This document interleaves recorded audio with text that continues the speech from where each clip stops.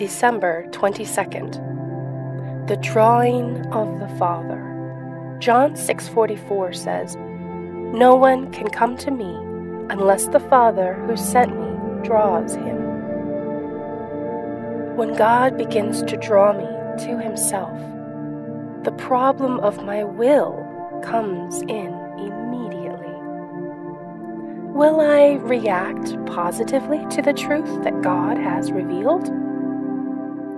Will I come to him to discuss or deliberate over spiritual matters when God calls it inappropriate and disrespectful to him? When God speaks, never discuss it with anyone as if to decide what your response may be, such as Galatians 1:15 and 16. Belief is not the result of an intellectual act, but the result of an act of my will, whereby I deliberately commit myself. But will I commit, placing myself completely and absolutely on God, and be willing to act solely on what he says?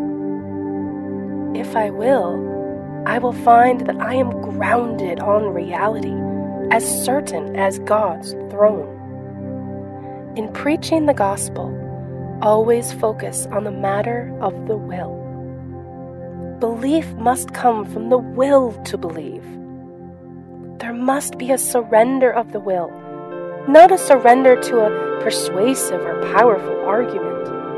I must deliberately step out, placing my faith in God and in his truth. And I must place no confidence in my own works, but only in God. Trusting in my own mental understanding becomes a hindrance to complete trust in God. I must be willing to ignore and leave my feelings behind. I must will to believe. But this can never be accomplished without my forceful, determined effort to separate myself from my old ways of looking at things.